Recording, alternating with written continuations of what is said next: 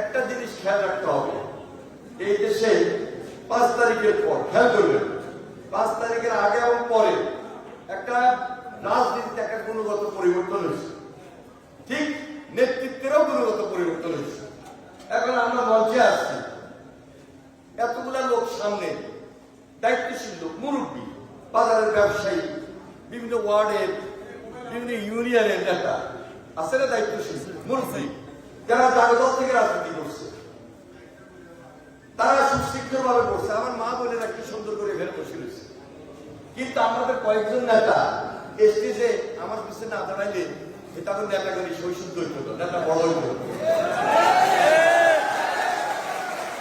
তাহলে আমি যে তাদেরকে দমটা নামাই দিয়েছি, তাদের নেতাগিরিটা বড় হয়েছে না ছোট হয়েছে? তাহলে বুঝতে হবে যে নেতাগিরি করতে হলে হিসাব বিকাশ করে নেতাগিরি করতে হবে। এত সহজ হবে। ইচ্ছা করলে নেতা বানাই দিয়ে আর নেতা হয়ে যাবো, নেতাগিরি করে যদি না রাখতে পারে এভাবে দেশ থেকে ভবিষ্যতে নামাই দিবে। মনে রাখবে, এই জন্য বলছি যে গুণগত পরিবর্তন হয়েছে, রাজনীতিতে আমার গুণগত পরিবর্তন হয়েছে, নেতৃত্বের গুণগত পরিবর্তন হয়েছে। তারেক রহমান প্রত্যেকটা জিনিস খেয়াল করেন, প্রত্যেকটা জিনিস লক্ষ্য রাখেন। এবং তারেক রহমান সারা বাংলাদেশে আজকে দলকে ঐক্যবদ্ধ করার জন্য যে শ্রম দিচ্ছেন, যে গ্রাম দিচ্ছেন, কষ্ট করছেন, গত 5-7-10 বছরে হিসাব আছে।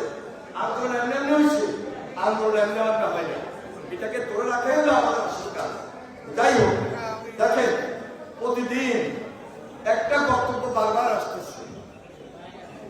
এই যে গত 2-3 দিন, 1 সপ্তাহ প্রায় চলতেছে, এর আগেও বলছে যে আওয়ামী লীগকে নিষিদ্ধ করতে হবে। আওয়ামী লীগকে আপনি হঠাৎ করে যদি বলেন আওয়ামী লীগকে নিষিদ্ধ করে ফেলা যাবে,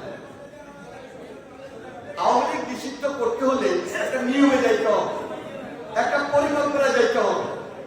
যদি এই যে অন্তর্বর্তীকালীন সরকার, তারা যদি প্রথম মাস, সেকেন্ড মাস, তৃতীয় মাস, চতুর্থ মাস এইভাবে যদি ভাগ করে নিতে, যে কোন মাসে কোন কাজটুকু দায়িত্ব নেওয়ার কাজ করবো, দেশ একটা স্বাধীন, তাহলে একটা স্বাধীন বিচার ব্যবস্থা, প্রায়োরিটি বেসিস। যদি এই স্বাধীন বিচার ব্যবস্থা সরকারের সহযোগিতা, হাসিনার বিচার প্রক্রিয়াটা যদি দ্রুত হতো, হাসিনা কি একা? হাসিনার সঙ্গে হাসিনার পরিবারের সবাই জড়িত না? তাহলে তাদের বিচারটা দৃশ্যমান হইতে হবে না? তাহলে হাসিনার বিচার, হাসিনার পরিবারের বিচার যদি দৃশ্যমান হয়ে যেতে কদিনে, মানুষের এই বক্তব্যটা আসতো না। এরপরে দেখেন, হাসিনার পরিবারের বাইরে